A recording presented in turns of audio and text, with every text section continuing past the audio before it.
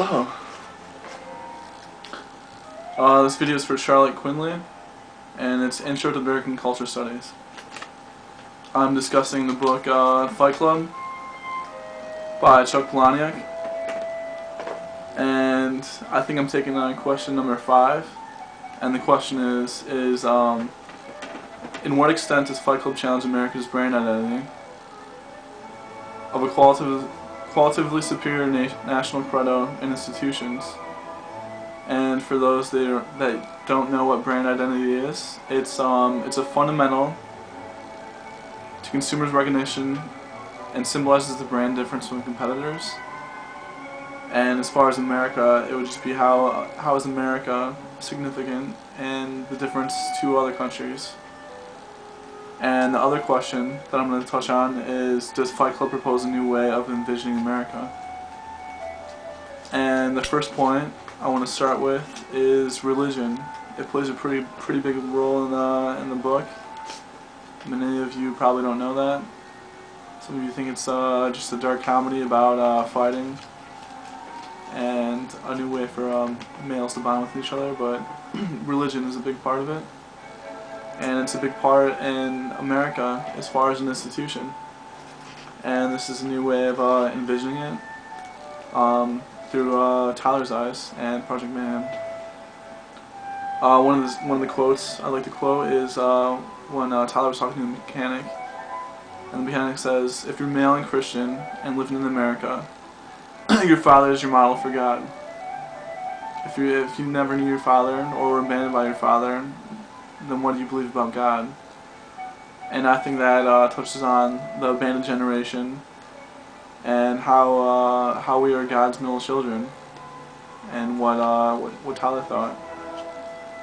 And at the University of Calgary literary scholar Paul Kennett argues, through the quote that I just said, that Tyler wants to use this chaos to have some historical significance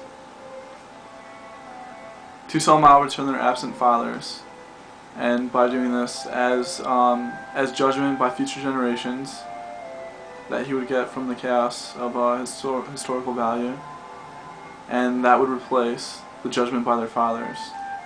And I don't believe that to be true, and so here's my rebuttal.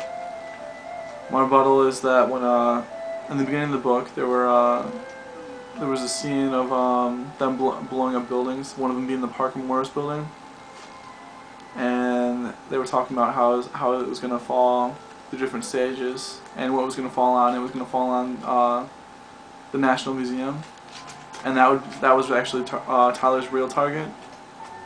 And as that happened, he said, "This is our world now our world, and those ancient people are dead."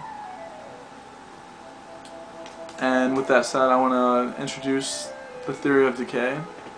And the theory of decay is actually by the British historian Arnold J. Toynbee. And he argues that when this takes place, people resort to archaism, idolization of the past, futurism, idolization of the future, detachment, removal of oneself from the beliefs of decaying society. And this ties into Tyler's anti-consumer ideals and hatred for consumer culture. And it also ties in with hitting rock bottom, which is a huge theme throughout the whole book.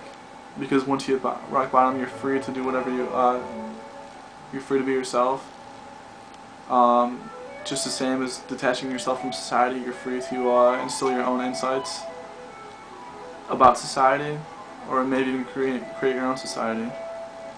And the last part of the theory of decay is transcendence. And transcendence is meeting the challenges of the decaying civilization with a new insight as a prophet.